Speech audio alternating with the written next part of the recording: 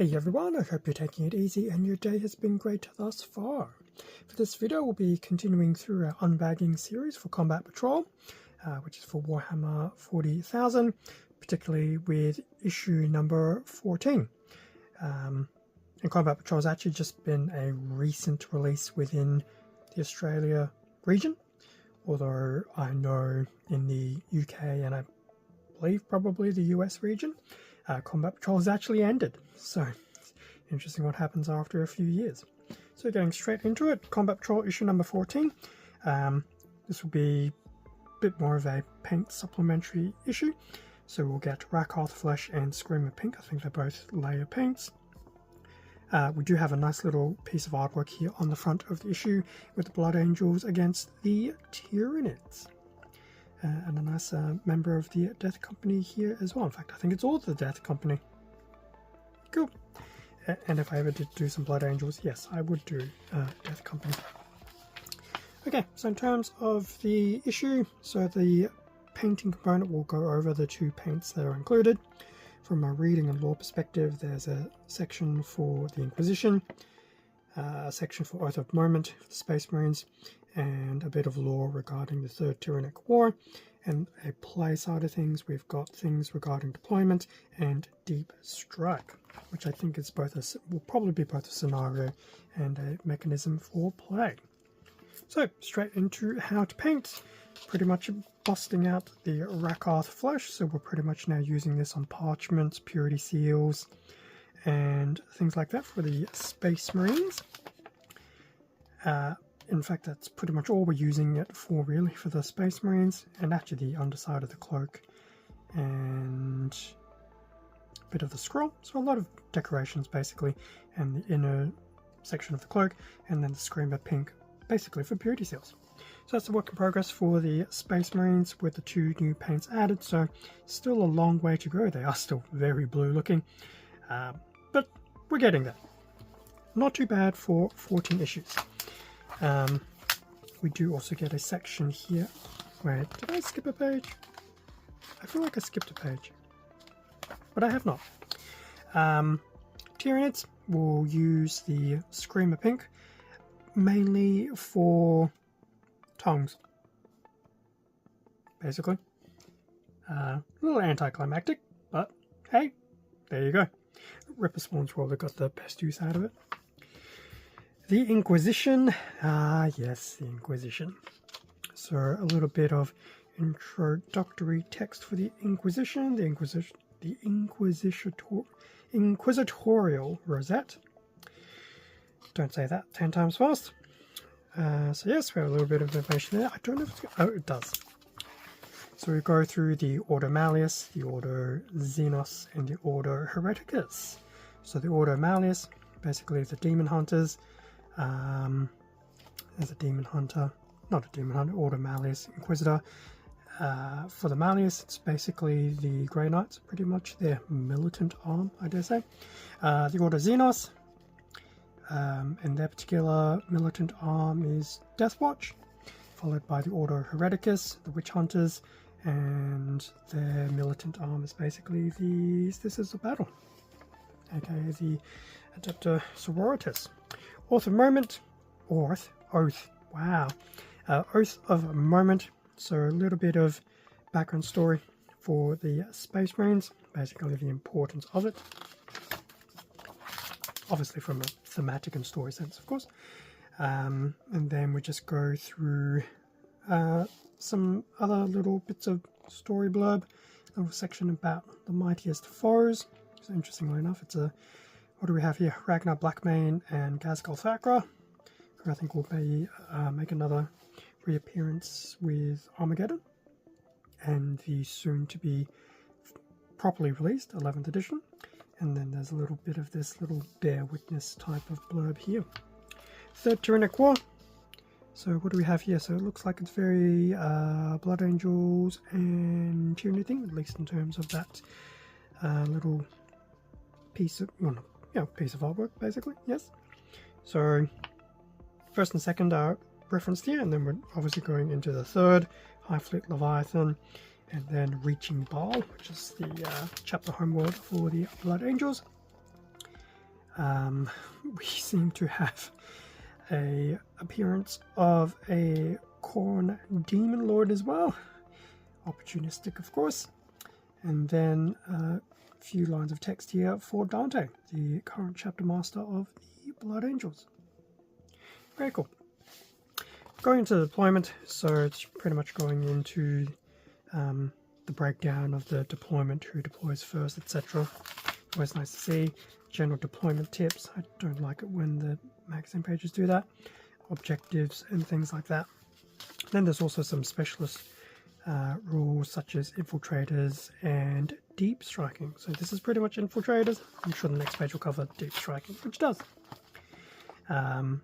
So previous models that can deep strike, basically any model on Terminator armor that's been currently released through Combat Patrol, and the Winged Tyranid Prime. So that's very cool. And the actual scenario deep strike. So we've got the deployment zones pretty much broken down, kind of like normal. Tyranids will have turn number 1, so we'll start moving their units accordingly. Into Space Marine turn 2, and some of their movement fatalities from probably Tyranid turn 1, and how they're planning on doing things, and then just a very quick blurb on either victory conditions for either Space Marines or the Tyranids. Usual splash page of all Combat Patrol here at the very back, still pretty much a Ultramarines Tyranid breakdown. Will this change in a few issues' time? Time will tell.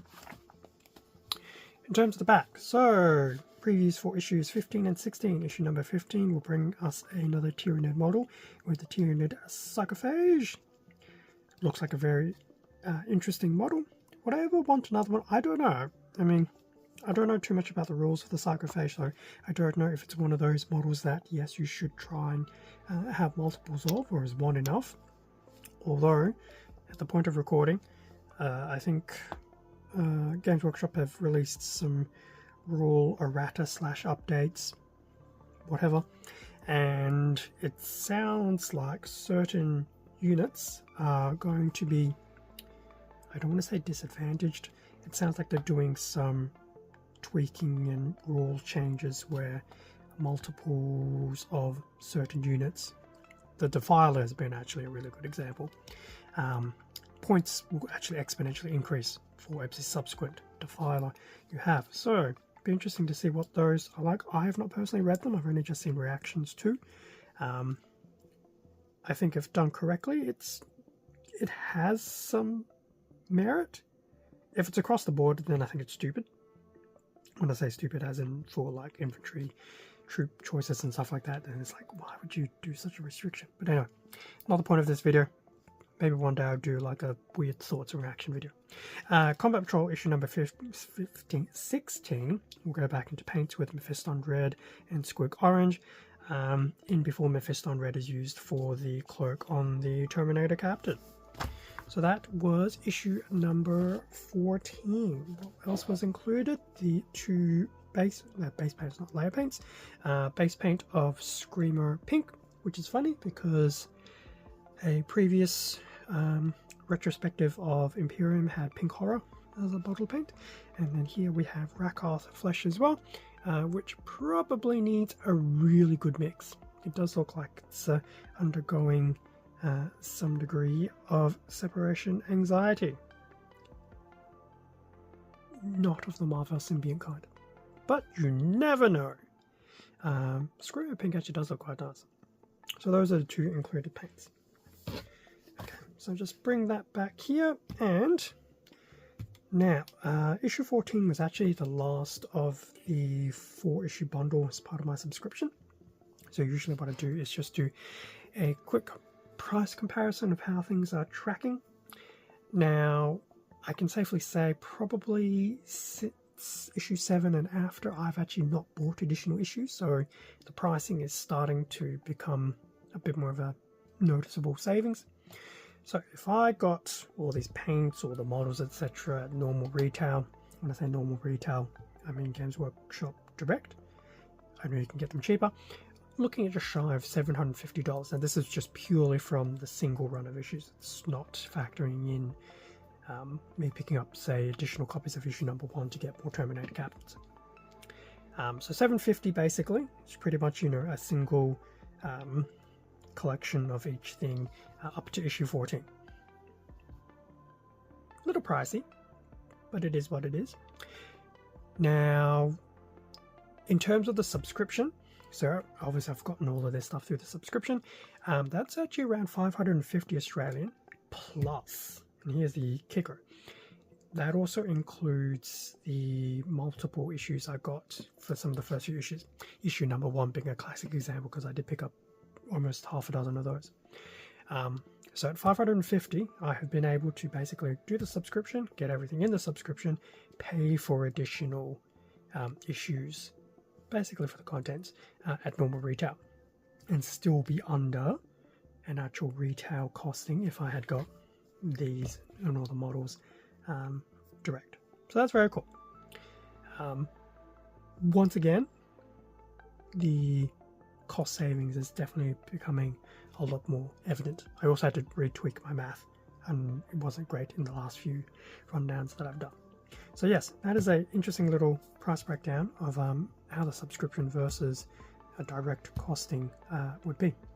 At the moment, it's basically $200 saved, and as I said, multiple issues in the early days, which would actually significantly increase the savings if I factored that in.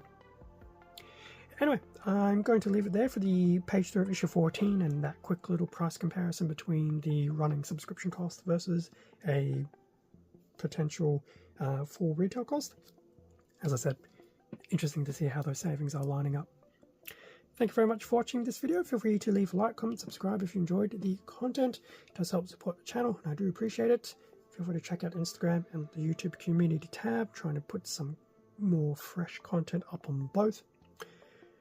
With that being said, stay safe and take care. I'll catch you all in a future video, which may be Combat Patrol issue number 15, which will be a week from now.